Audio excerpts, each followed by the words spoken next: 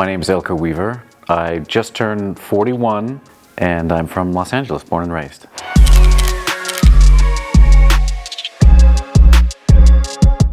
I checked watch websites like Wristcheck and Hodinkee, Revolution, Fratello often because I love the watch industry. I just come across it one day and bookmarked it thinking like, wow, this would be really cool if you knew how to do this.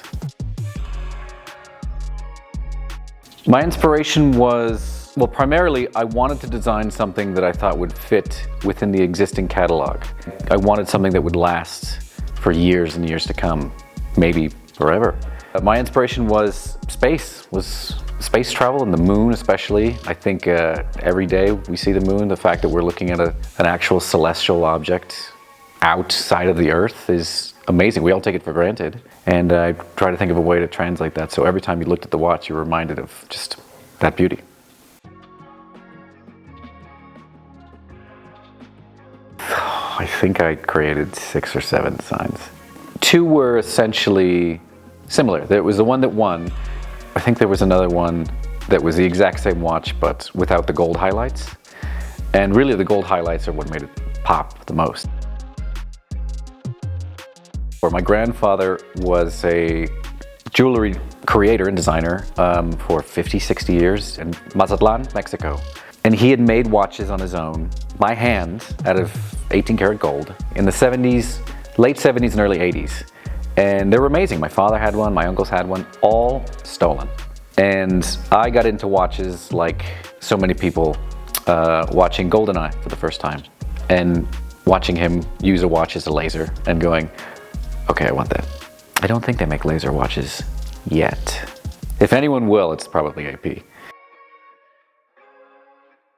When you're doing it, you always imagine that you're gonna win. But it was still a surprise.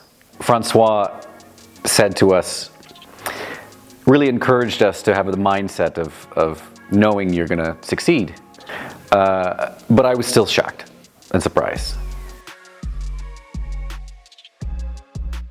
Meeting Austin and Sean and getting really to talk about them about why they started this and what their goals are. Not, you know, that it's for everyone. Even if it's just to learn about it. That this is for everyone and they want to open it to everyone. And I think this contest, or this competition I should say, I think this competition was the ultimate expression of that. So many of us had never even held a Royal Oak or an AP before. Some of us don't come from a design background at all. The fact that we even had a chance to submit is amazing. I don't know if this will ever happen again, but I bow at these guys. My favorite complication has actually always been a GMT. I think a traveling complication is awesome. I do love Moonface, don't get me wrong. Moonface is a very, very close second. But GMTs, I think are awesome. Traveling and or seeing, you know, I have a lot of friends in different countries and always knowing like, if they're awake, can I call them? Should I text them? Like, I think it's amazing.